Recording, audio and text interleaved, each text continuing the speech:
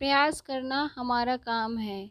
जैसे ही ट्रेन रवाना होने को हुई, एक औरत और उसका पति एक ट्रंक लिए डिब्बे में घुस पड़े। दरवाजे के पास ही औरत तो बैठ गई, पर आदमी चिंतातुर खड़ा था। जानता था कि उसके पास जनरल टिकट है और ये रिजर्वेशन डिब्बा है।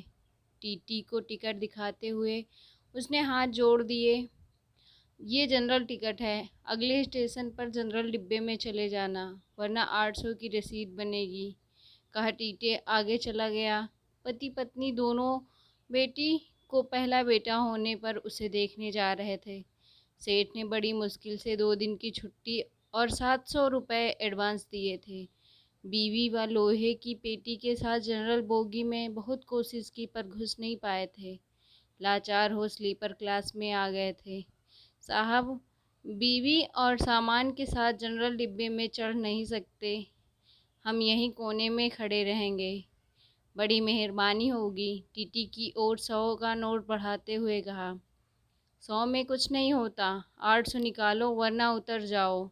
800 तो गुड्डों की डिलीवरी में भी नहीं लगे साहब। नाती को देखने जा रहे हैं, गरीब लोग हैं, जाने दो ना साहब, अब की बार। पत्नी ने कहा। तो फिर ऐसा करो, 400 निकालो, एक की रसीद बना देता हूँ, दोनों बैठे रहो। ये लो साहब, रसीद रहने दो। 200 रुपये बढ़ाते हुए आदमी बोला। नहीं नहीं, रसीद तो बनानी ही पड़ेगी, ऊपर से ऑर्डर है, रसीद तो बनेगी ही। चलो जल्दी 400 निकालो, वरना स्टेशन आ रहा है, उतर कर जनरल बोगी में चले जाओ। इस बार कुछ डांटते हुए टीटी बोला। आदमी ने 400 रुपये ऐसे दिए मानो अपना कलेजा निकाल कर दे रहा हो। दोनों पति पत्नी उदास रुआं से ऐसे बैठे थे मानो नाती के पैदा होने पर नहीं, उसके शोक में जा रहे हों। कैसे एडजस्ट करेंगे ये 400 रुपये? क्या वापसी की टिकट के लिए समधी से पैसे मांगना होगा? नहीं नहीं। आखिर आखिर में पति बोला। 100-150 तो मैं ज़्यादा लाया ही था। गुड्डू के घर पैदल ही चलेंगे, शाम को खाना नहीं खाएंगे। 200 तो एडजस्ट हो गए, और हाँ, आते वक्त पैसेंजर से आएंगे, 100 रुपये बचेंगे।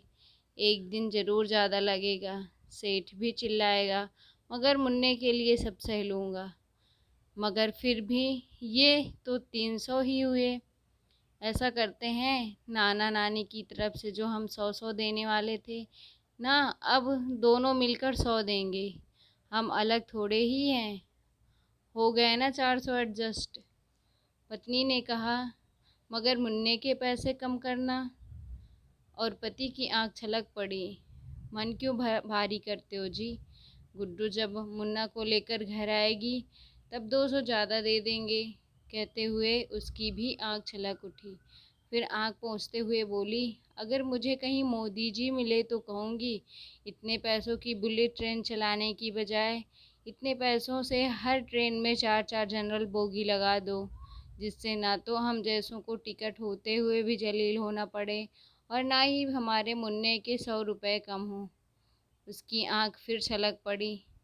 अरे पगली, हम गरीब हैं, हमें वोट देने का अधिकार, पर सलाह देने का नहीं।